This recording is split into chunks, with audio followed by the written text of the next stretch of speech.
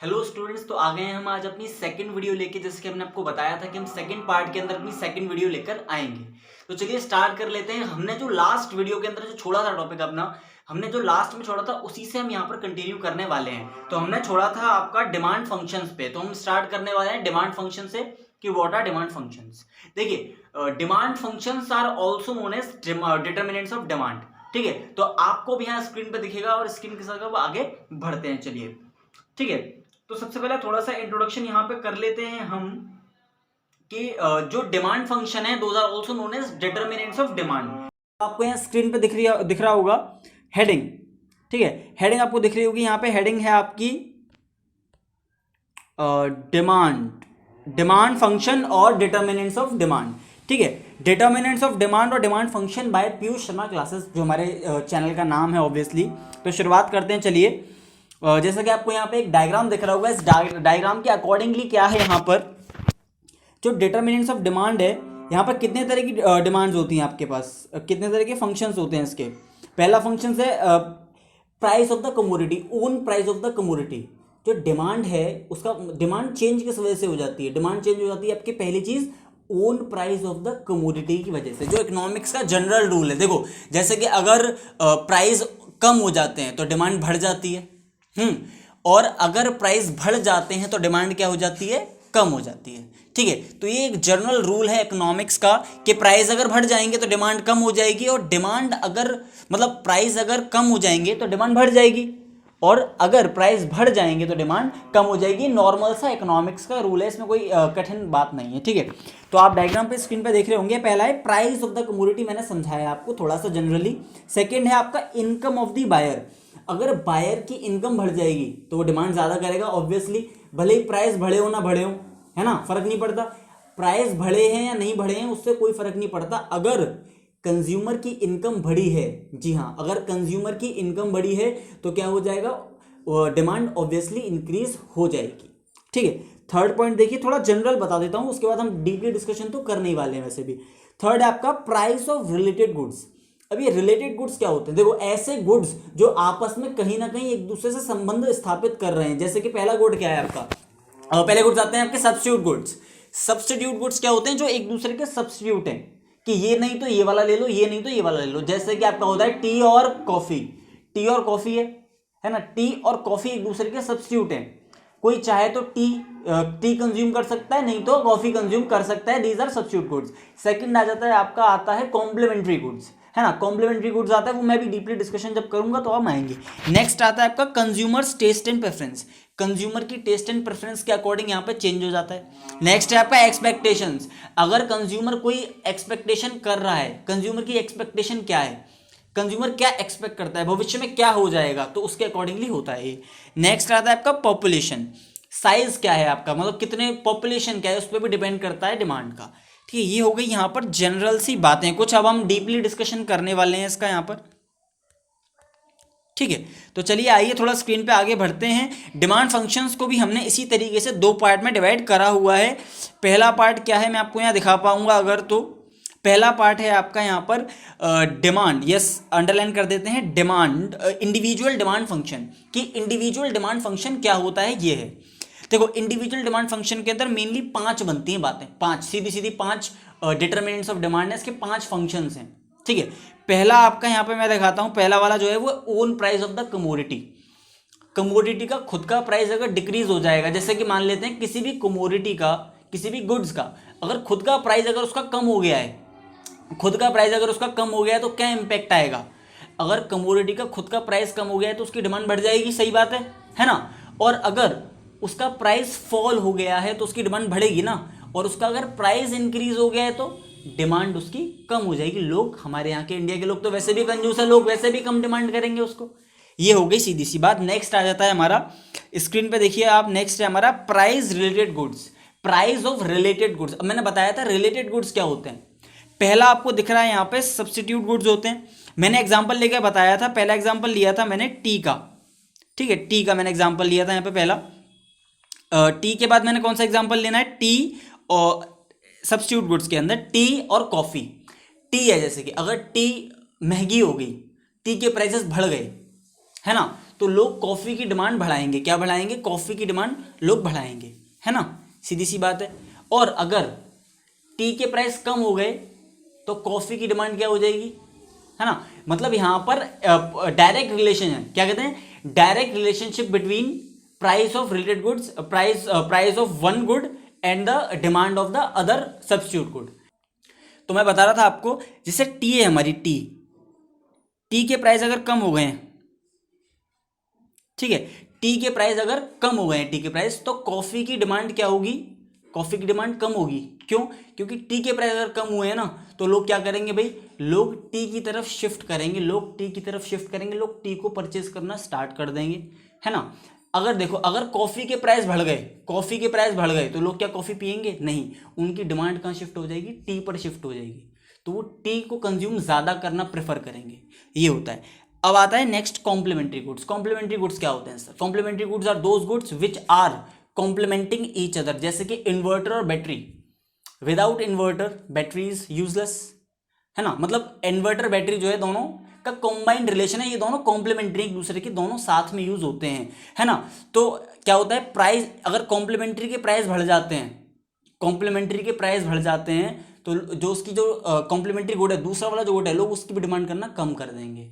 जैसे कि हम देखते हैं पेट्रोल और क्या कहते हैं, पेट्रोल और कार का देख लेते हैं, आजकल बड़ा बहुत प्रचलन में चल रहा है ये। अगर पेट्रोल के प्राइस बढ़ जाएंगे, है ना, पेट्रोल के प्राइस अगर बढ़ जाएंगे, तो लोग क्या करेंगे, लोग पेट्रोल के प्राइस अगर बढ़ गए तो लोग कार की डिमांड, मोटरसाइकिल की डिमांड कम करेंगे, है ना। तो कॉम्प्लीमेंट्री गुड्स और उसका जो कॉम्प्लीमेंट्री गुड्स है, इनमें रिलेशन ये होता है कि एक का प्राइस अगर बढ़ जाएगा तो दूसरे की डिमांड पर इंपैक्ट आएगा, क्या कि दूसरे की डिमांड घट जाएगी। लेकिन सब्स्टिट्यूट गुड में क्या होता था, अगर एक का प्राइस बढ़ जाएगा तो दूसरा जो सब्स्टिट्यूट गुड है उसकी डिमांड इंक्रीज हो जाएगी। यहाँ पे यही थोड़ा सा डिफरेंस है जो हमको सीखना होता है। नेक्स्ट आ जाता है हमारा इनकम ऑफ द कंज्यूमर, है ना। इनकम ऑफ द कंज्यूमर देख रहे हैं अब हम यहाँ पर। इनकम ऑफ द कंज्यूमर क्या है, देखिए, इनकम ऑफ द कंज्यूमर का मतलब है कि अगर कंज्यूमर की इनकम बढ़ जाती है, मान लेते हैं एक आदमी है ए, वो बहुत पैसा कमाने लग जाता है, बहुत अमीर हो जाता है बेचारा हमारा वो आदमी, तो अगर उसके लिए क्या है, अगर उसके पास बहुत सारे पैसे हैं, उसकी इनकम बढ़ गई है, तो वो डिमांड करेगा ऑब्वियसली, चाहे उसके प्राइस बढ़े या ना बढ़े, या कम हो या ना, वो वेट नहीं करेगा। आईफोन है 1.5 लाख का आया, अगर मानो एग्जाम्पल 1.5 लाख का आईफोन आ रहा है, एक आदमी की इनकम बढ़ गई, पहले वो 10,000 कमाता था, 10,000 रुपये कमाता था, अब वो महीने के कमा लेता है 1,20,000 रुपये के आसपास, तो वो एप्पल आईफोन को खरीदने के काबिल है, उसकी इनकम जो है ना, इनकम इंक्रीज हो गई है। तो चाहे कमोडिटी के प्राइस डिक्रीज हों या इंक्रीज हों, उसे फर्क ही नहीं पड़ता, अगर इनकम बढ़ गई है कंज्यूमर की तो वो परचेज करेगा कमोडिटी को, ठीक है। नेक्स्ट आ जाते हैं टेस्ट एंड प्रेफरेंस पर। जी हाँ, टेस्ट एंड प्रेफरेंस क्या होता है, देखो, टेस्ट एंड प्रेफरेंस, टेस्ट और प्रेफरेंस, क्या कंज्यूमर प्रेफर कर रहा है, कंज्यूमर का टेस्ट क्या है ना, कंज्यूमर का टेस्ट एंड प्रेफरेंस। अगर कंज्यूमर का टेस्ट एंड प्रेफरेंस चेंज हो जाता है तो डिमांड ऑब्वियसली शिफ्ट कर जाएगी। जैसे मान लेते हैं पहले जो था फैशन, मान लेते हैं, चलिए पहले होता था वैसी चौड़ी जो जीन्स होती थी नीचे से वाइड जो होती थी, बहुत नैरो, आजकल तो नैरो जीन्स का ज़्यादा, नैरो चल रही है, नैरो जीन्स ले लो, नैरो ट्राउजर्स चल रहे हैं, है ना। तो पुराने ज़माने की जो पैंट्स थी उनका फैशन चला गया, उनका फैशन चला गया, है ना। तो लोगों का क्या हुआ, लोगों की डिमांड शिफ्ट हो गई। लोगों की डिमांड कैसे शिफ्ट हो गई, लोग अब क्या डिमांड करते हैं, लोग डिमांड करते हैं फैशनेबल क्लॉथ्स, लोग डिमांड करते हैं फैशनेबल फटी हुई जो जीन्स है ना, वो डिमांड करते हैं, टॉर्न जीन्स जिसको आजकल बोलते हैं, लोग उसकी डिमांड करते हैं। तो डिमांड कम किसकी हो गई, कंज्यूमर का टेस्ट एंड प्रेफरेंस चेंज हो गया पैंट में, तो डिमांड किसकी बढ़ गई, फैशनेबल गुड्स की ज़्यादा डिमांड हो गई, और जो बेकार जो पहले आते थे ना, उनकी डिमांड यहाँ पर क्या हो गई, ऑटोमेटिकली डिक्रीज हो गई। नेक्स्ट आ जाते हैं हाँ, एक्सपेक्टेशन।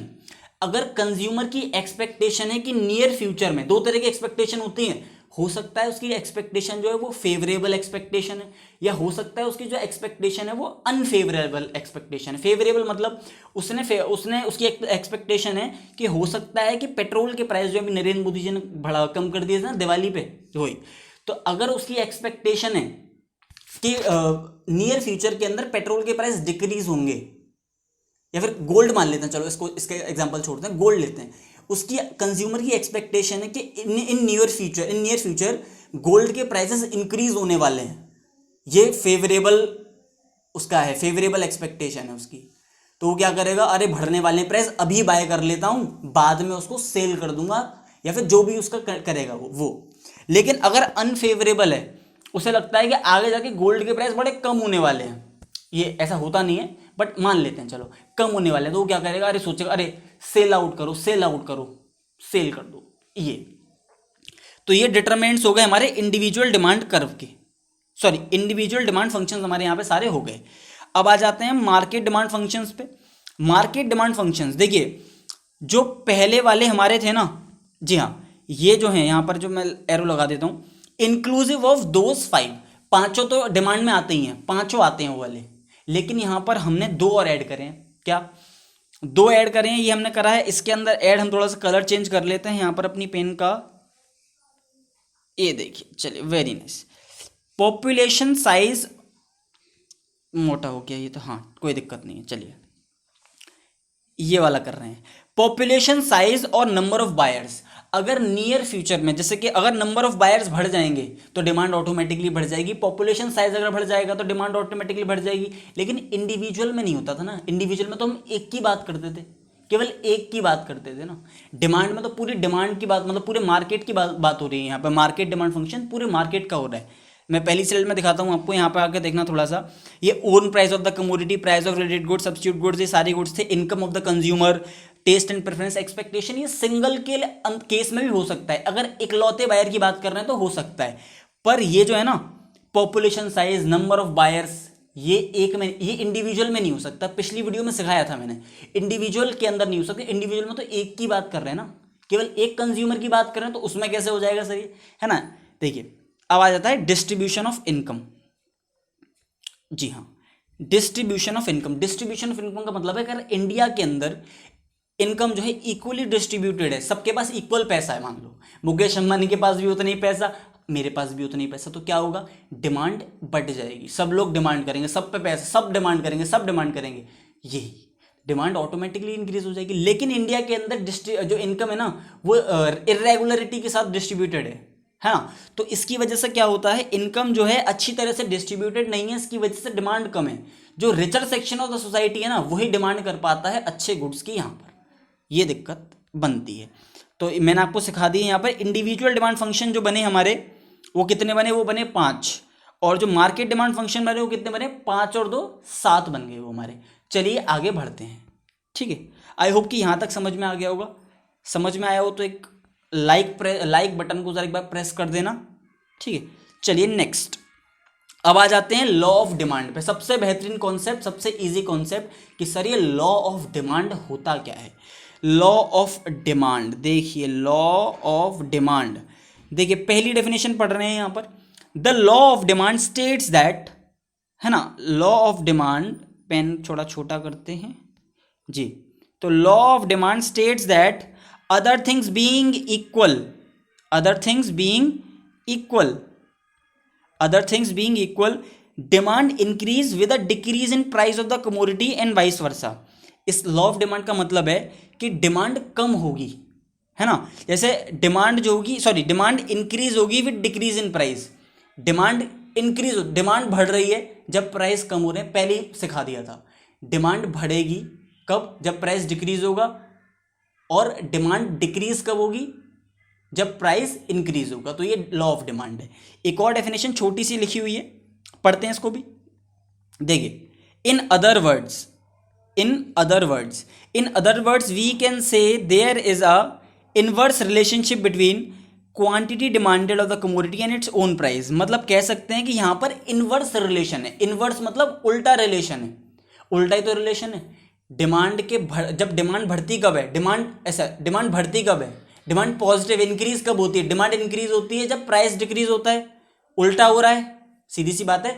आपने क्लास 7th में एक चैप्टर पढ़ा होगा मैथमेटिक्स के अंदर, जो चैप्टर कहलाता था हमारा डायरेक्ट एंड इनवर्स प्रोपोर्शनल, है ना, पढ़ा है ना। तो उसमें क्या सिखाते थे, एक के बढ़ने पर दूसरा कम हो जाता है। तो यहाँ पे क्या है, डिमांड बढ़ रही है, कब बढ़ रही है, जब प्राइस कम हो रहे हैं, और प्राइस जब बढ़ रहे हैं तो डिमांड डिक्रीज हो रही है। तो यहाँ पे क्या है, there is a inverse relationship between, किस किस के बीच में इनवर्स रिलेशन है, in the demand of a quantity, है ना, demand of a quantity, sorry demand of a commodity and its own price, its own price में है। चलिए आगे बढ़ते हैं। लॉ ऑफ डिमांड का थोड़ा पढ़ लिया हमने।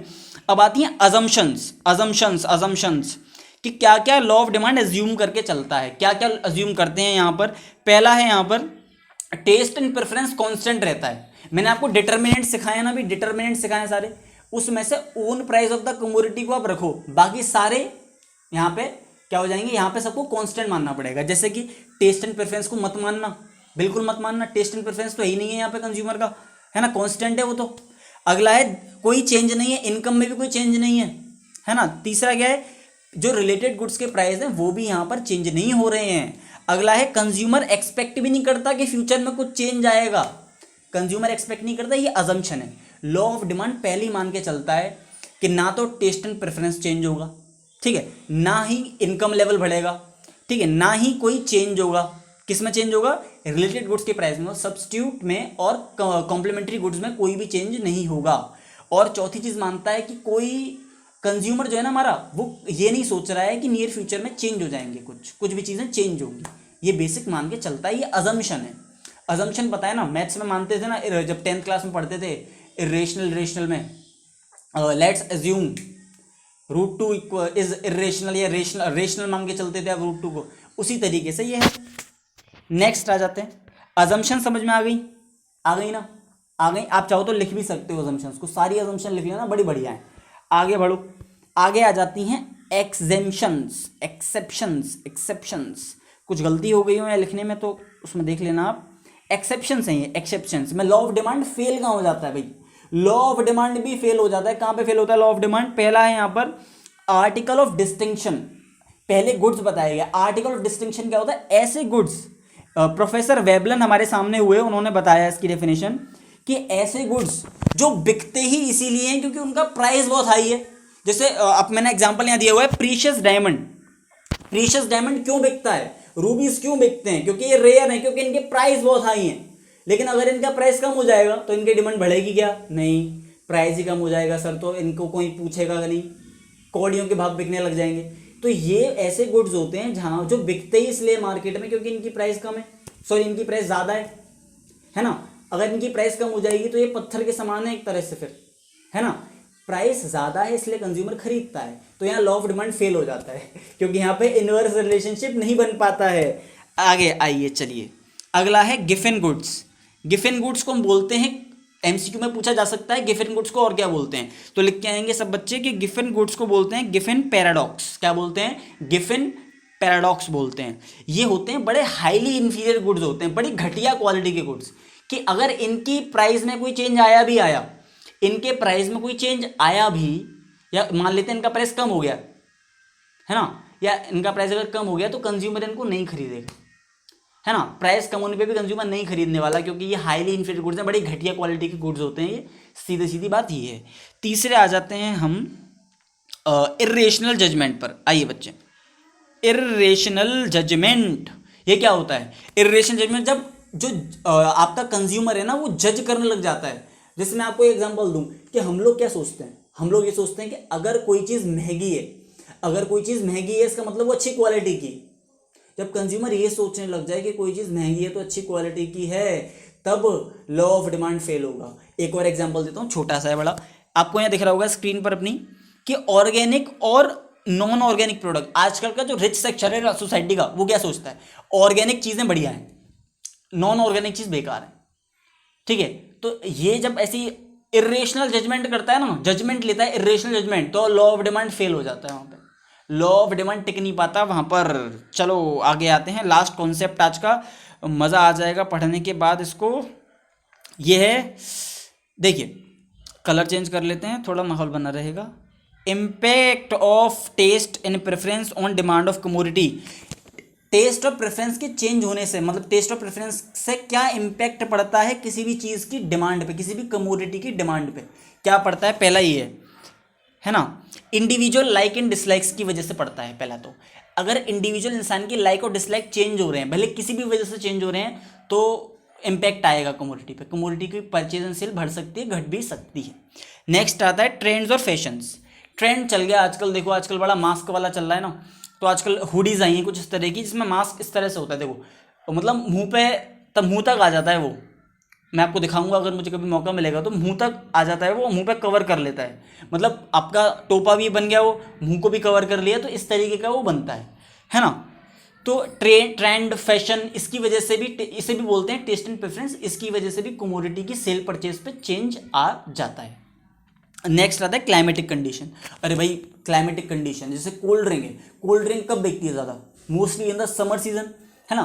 लोग स्वेटर जैकेट्स कब परचेज करते हैं? Mostly in the which season? Winter season, है ना।